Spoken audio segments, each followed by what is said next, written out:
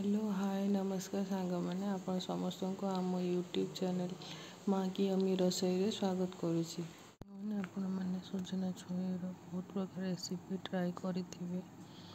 खाई आज मुझे गोटे नुआ रेसिपी आप सेयार कर कड़े गरम हो गले आम सरिष तेल ना ताजा फुटण मिसेबा फुटण फुटी आसला आम कटा होता पियाज देवा आग मैंने आपड़ ये सुखिला लंका भी मिसई पारे पियाज को भल भाव भाजीदे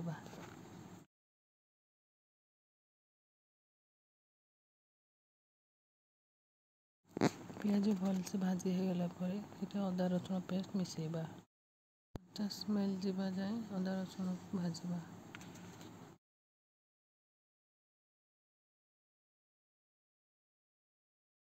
वीडियो को संपूर्ण देखिए आपन को जब वीडियो भल लगी लाइक करेंगे शेयर करेंगे सब्सक्राइब करेंगे आपन जब ये वीडियो को फेसबुक पेज देखिए निहाती फॉलो करेंगे।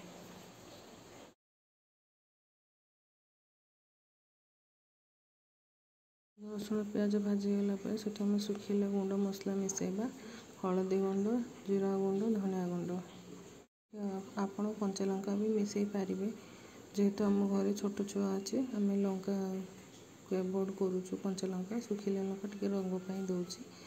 काश्मीरी रेड मिले आ स्वाद अनुसार लुण मिसेबे तो मिसेला आप भाजीदे मसलाटा न पोड़ी न जावाई अल्प पानी मिसेक गोलेबे पानी मिसेला टिके समय भल भाजवाई टे छाड़देवा टिके समय पर भाजी हो गला से कटा होता सजना छुई बैगण आलू को पकईदेवे सांग मैंने रेसिपीटा बहुत इजी और बहुत कम समय बनी थाए और बहुत टेस्टी आप थे निश्चय ट्राए करके देखिए मसलाटा भाजी हो गला कटा होता परिवा सब मिसेदेवे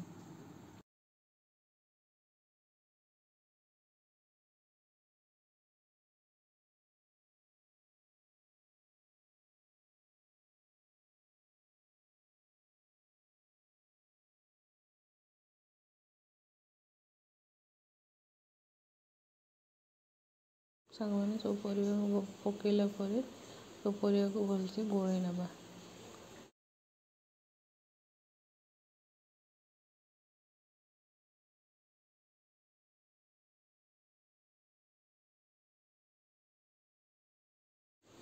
परिवा भलसे गोले हो गला कुछ समय घोड़े रखीदे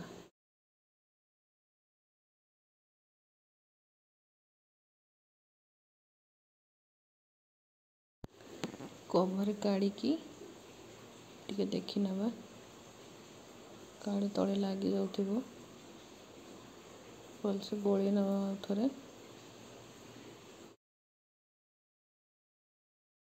भल गोली सारापर ये कटा होता टमाटो देदेबा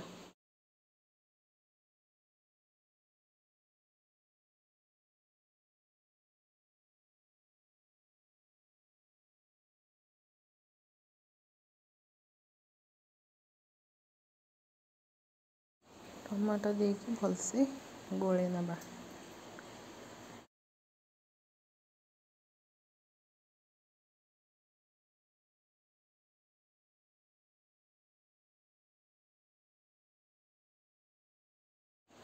गोले सारापर ये अल्प पानी दबा मैंने वीडियो भल लगी कमेंट निश्चय जनइबे सांग मैंने ये रेसिपीटा बहुत इजी बहुत टेस्टी भी लगे बहुत कम मसला तेल मसलार ये रेसिपीटा तैयारी होता है आपण मैंने थोड़ा ट्राए करके निश्चय खाइबे मत तो बहुत भल लगे सांग मैंने ये आपड़ जब चाहिए बिरी बड़ी टिके भाजिकी मिसेदेवे जेहेतु मो पाखे नाला मो तो मिसेनी आपण मिसेबे तरकारीटा आहरी बहुत बढ़िया टेस्टी लगे।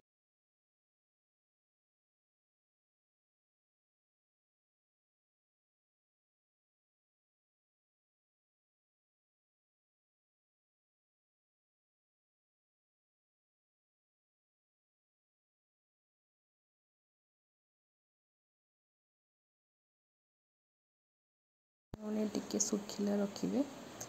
ତରକାରୀଟା ଟିକେ ଶୁଖିଲା ଭଲ ଲାଗେ।